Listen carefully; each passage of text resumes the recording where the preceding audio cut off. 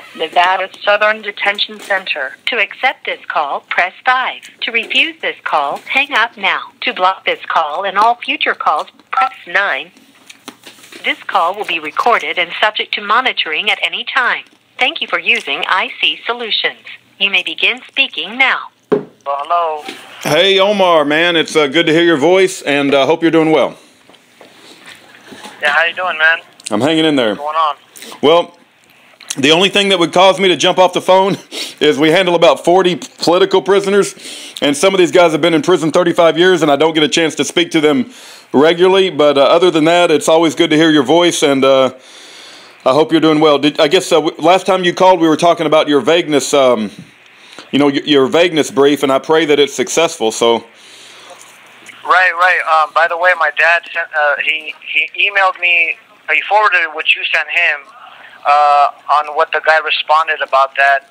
And I always welcome the constructive criticism. It's good. It's good to hear people looking into it and giving their opinion. He read my thing. He said that the statute said having been, which the statute actually says has been. Okay. That's what the confusing thing was, because my indictment reads having been. Gotcha. Which is different from the statute. But I see where he's coming from. But it's just they could have been more specific on saying having previously been. Right. Like if we're supposed to know it applies to the past, they need to effectually do that. Like just precisely. Like there's no leaving out without ambiguity. Yeah. To the point. Like it applies to the past as well.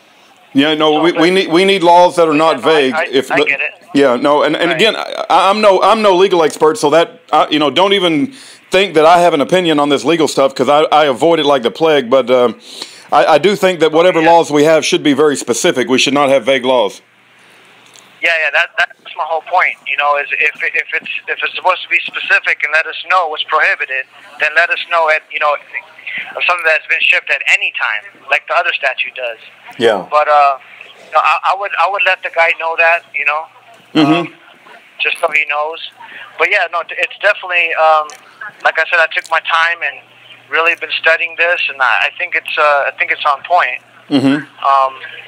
But hey, I'm hoping the court at least acknowledges the argument, because they're always on some nonsense. Right now the government's trying to claim, it's untimely or this or that, or just nonsense, just trying to get away from it. Yeah, they don't want to answer it. Well, and so.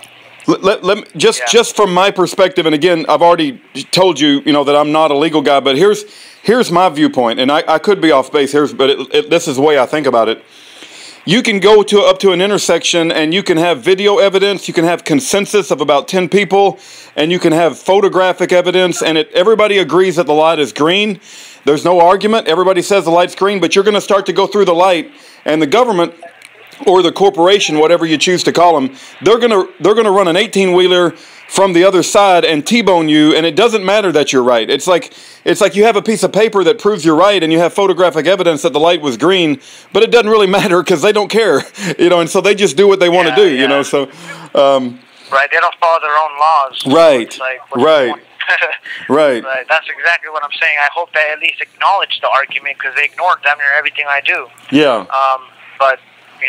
The goal is to get enough political pressure and enough people across this country to stand up and say enough is enough, and to put pressure on the judges and the prosecutors and start throwing them in jail for what they're doing.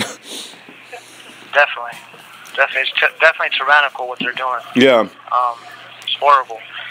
Even a guard in here who said he was an ex-officer and has been doing this for 30 years as a guard. He said the system's been like this for 30 years. And I told him, yeah, but it's getting a lot worse. It just is,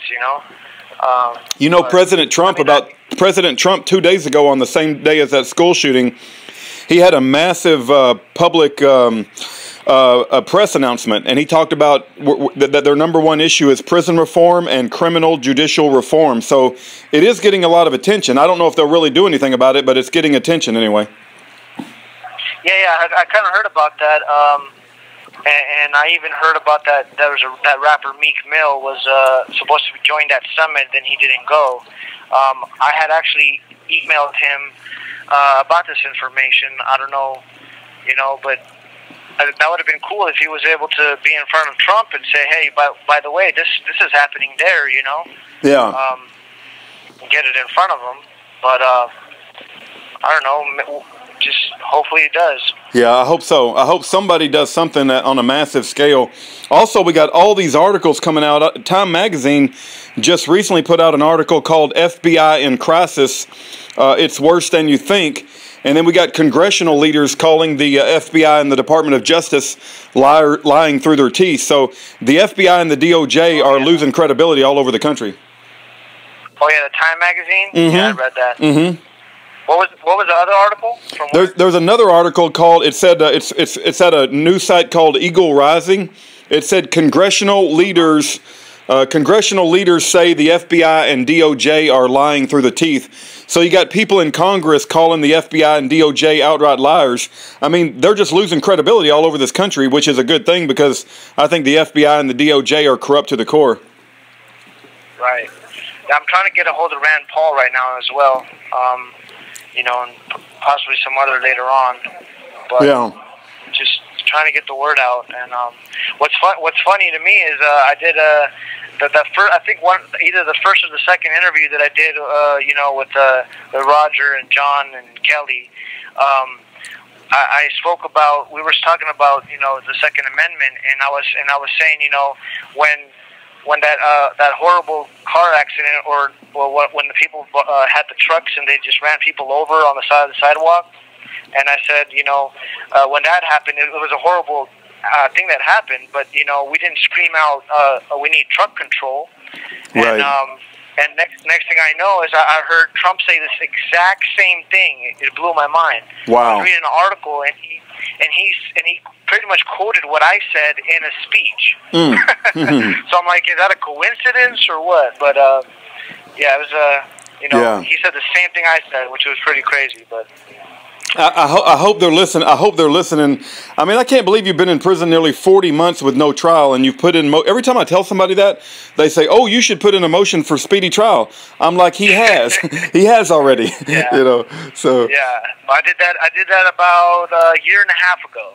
Wow.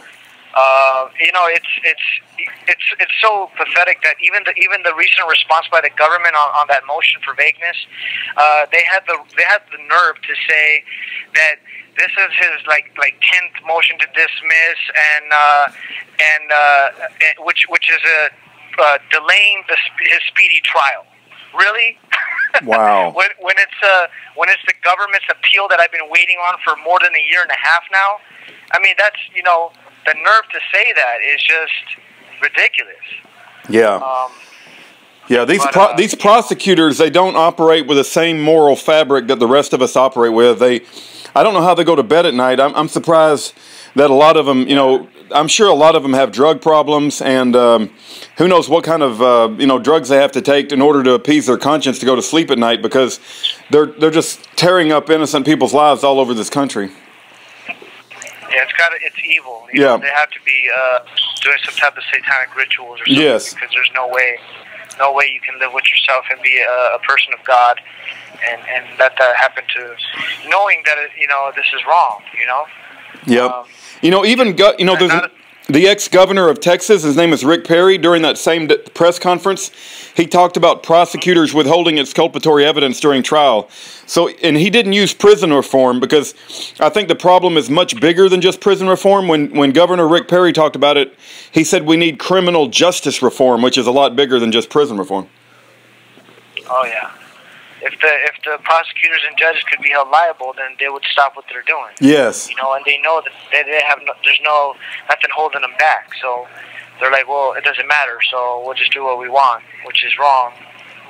This is not how our country was built on. So yeah. I mean, everyone I talk to, they don't understand. Like, I just talked to my son's mom today, and she just doesn't get it. And I'm like, you know, there's no one can understand why I'm here for 40 months without a trial, and they just assume, oh, it must be me, or I must have pushed something back, or must have did something. And I'm like, no, I could technically plead guilty right now, and they still won't let me out. Yeah, right. At the last hearing, believe it or not, the government out of nowhere just jumps up and lies and says, well, we want like 63 to 78 months out of him, or 78 months or something like that out of him. I'm like, wait, what do you know? They had said before that I would have got like 50 something months under my guidelines, which is still wrong. Yeah. And according to my estimation, is around 20 something months. And I've seen people in here get 14 or 15 months. Right. So, I mean, it's just ridiculous. It's absurd. You mentioned something earlier, Omar, about, you said somebody's mother, and there must be something wrong with you. But unfortunately, what I've seen the public do so many times is when somebody's in prison or something bad happens, like, Lavoy Finicum or Waco or Vicky Weaver, Randy Weaver's wife. I mean, they'll always make excuses for law enforcement. Oh, they must have done something wrong, otherwise they wouldn't have put them in jail. Or they must have done something wrong because the government wouldn't have burned all their children. So they can't seem to fathom that the government does a lot of evil stuff without being held accountable. And, we as Americans have to stand up and say, we will not tolerate this anymore, and you people will be held accountable. And, it's going to take a massive amount of people that are waking up, and I think that's the only solution, because I don't expect anybody to get justice from within the courts. I just don't. I've lost all faith in the court systems altogether. Right. I mean, I talked to a few people. Even I talked to Ryan Bundy today, and I said, another thing that we could possibly do is, I don't know what else to do. So I said, hey, walk into a news station. Walk in there with the story. Say, hey, look at this guy's petition online. This guy's been in jail for 40 months without a trial. Is this still America? I mean, what else to do? And I mean, what are they going to say? That, oh yeah, we'll do the story or we won't. It's worth a shot, Yeah. I don't know. No, I agree. Yeah, go ahead, brother. Yeah. I'm sorry. Go ahead. Well, no, I mean, I've had people email and do phone calls, and they just ignore. The mainstream media just ignores. Yeah, they cover up for the government, and they cover up for the evildoers. I mean, they're a part of the problem, and right. It's going to take. Kelly mentioned some alternatives of like just going and having vigils outside the prison, where just people en masse just stand outside the prison and protest. And I think that's a very good idea, but it's just getting a critical mass of people that will do that. I think it's going to take something bold. It's going to take something very bold, and it's going to take 100 or 200 or 300 people. We could change this country, but it's just finding those people. Right, and I mean, I'm at the boiling point where I feel like even, I don't know, I want to do something to catch a lot of public attention, but at the same time, I don't want to get in trouble. And I'm like, how do you do that? Yeah. How do you do, what do you do when you're in my shoes? Who can you shout to? Right. Who? I can't call Sessions or Trump and say, hey man, what are you guys doing? There's nothing I can really do. And I mean, if I do something stupid, then that's just probably another case, or, Well, ultimately, Omar, I think we can appeal to heaven, but let me share this story with you. I have a friend named Jeff Barron. Anybody could look up his name on the internet and find out his story. At one time, he had over $100 million business. He was an internet entrepreneur. There was a Judge Royal Ferguson and a federal judge in Dallas that took all of his... horrible. You've heard about it, huh? That judge is horrible. You've heard about it? Horrible, yeah. Yeah. Well, I was watching Chris Ann Hall talk about him. Yeah, I mean, he said something to the effect of, if you don't violate my orders, I can have the marshals, the Navy, and everyone, and possibly death or something like that. Wow, yeah. I'm shocked. You're a very well-informed individual, Omar. Yeah, because usually nobody knows the story when I tell him. He did. He threatened Jeff Barron with death from the bench. Oh, that was Jeff Barron that he did that. Yes, really? yes. It was Jeff Barron, and I've met the man, and he used to have $100 million business. They had a team of vulture lawyers that took all of his wealth, and now he's like trying to fight for his wealth, but he's very destitute now. He doesn't have hardly anything, right? And, you know, and I love the guy, and I'm not going to say anything negative at all, but he's always constantly, like, worried about, you know, he doesn't want to upset the judge or upset this court system because they've made him this legal slave and they've got him under such tight restrictions. But at what point, Omar, do you and I say as, you know, as individuals, hey, I don't really care about upsetting the judge. You know, they've put me in prison, in your case, for 40 months. At what point are you supposed to get upset? You know, they took $100 million away from Jeff Barron. At what point is he supposed to get upset and not really care about upsetting the court? I got other prisoners that I talked to that's been in prison 35 years. I mean, are they still worried about upsetting the judge? I mean, we have to start acting as men and say, I ain't gonna put up with this anymore. Absolutely. I mean, you know, I've been doing it for a few years now, and that's why they don't even want to see me in court, because they know that I'm going to speak the truth and I'm going to speak the facts, and it's basically calling them tyrants, because they know that they're ignoring me and they know they're doing me wrong, so they just try to you know, keep me away from the courts, and it's ridiculous. Like even the last hearing, you probably heard from other people, but it was the judge to simply say, I don't have to answer your questions and I have all the authority. I mean, I said, wonder what act of Congress? And he just said, I don't have to answer your questions. Oh, really? Wow. I mean, I was like, that's a tacit admission that you don't have an act of Congress to detain me. But the problem is the Marshal Service as well. If one of these marshals has some real guts to do something, you know, they could arrest the judge. They see what's happening, but they're just as guilty. You know, the marshals and all these you know, law enforcement or whatever you want to call them. You know, they can uphold the Constitution like they're sworn to do, and they don't. You know, they're supposed to. So. No, I agree with you. I've seen evidence over and over and over again where U.S. Marshals are some of the most wicked people on this planet. I got one guy that reported they were trying to force a tuberculosis shot on him. He didn't want the shot, and they tied him to a chair and punched him in the face and forced a needle in him, even though he was yelling, you know, I don't want a shot from you guys, and they forced him to have it. Well, you know, they did that to me in 2011. I was pulled over, and I wasn't drinking. I wasn't doing nothing wrong. This cop follows me an entire block or so, and then he pulls me over and says, I pulled you over because you kind of swerved, or you didn't hit your lights or whatever. And you know, he runs a DUI test on me, and I'm like, dude, I'm not drunk. I haven't drunk nothing. And just because I kind of messed up and put my foot down for a second, he arrested me, cuffed me up, and I'm like, well, hold on, give me a second here. Let me talk to a sergeant or something. And they threw me in the jail, and then forcefully took my blood from me when I'm telling them that you have no right to do, you have no warrant to do this, and they did it anyways. And what's crazy is I found out after the fact, after years and years, it was too late to do any lawsuit, but the new law by the Supreme Court, I think it's called like McNeely or something like that, where they said that you have to get a warrant to do that now. Wow. So they have violated my rights, but now the 2-year time limitation, I think, is up, so I can't even, you know, it's too late to even bring it up. Incredible. Yeah. Incredible. They did that to me. They shackled me down like 10 cops and forcefully took my blood, and I did not consent to that at all. Yeah, that's terrible. That's a violation of the highest degree. If somebody doesn't want a needle put in them, the government should not be able to put a needle in them. I mean, that is so wrong on so many levels.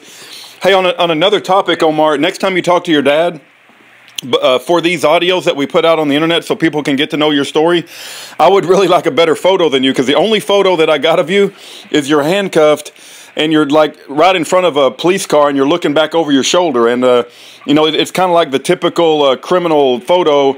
And I would like a photo of you in, you know, I would like a photo of you in freedom, like, you know, how you normally are when you ain't stuck in this hellhole. Hey, you know, I got an idea. You know what I'm going to do? Even though it's not a great picture in here, but it's a picture I took with me, Cliven, and Todd when I was here. Okay. I'm going to send that out. I'll probably get that sent out to my dad or somebody, and I'll have them share it. Or yeah, that'd be great. Do that. Yeah, because the only photo I got of you is like the typical criminal handcuff, and I don't want people to be thinking that when they're, you know, because, you know, that ain't you, man. It's like you've been stuck in prison 40 months, and it's just terrible. Hey, it's going to hang up on us. Yeah, I don't like that picture either. Actually, I think I look horrible in that picture. But anyways, man, yeah, you have a good one, man. I'll keep in touch, man. Okay, hang in there, Omar. We're praying for you. Thanks. Okay, bye-bye. Bye-bye.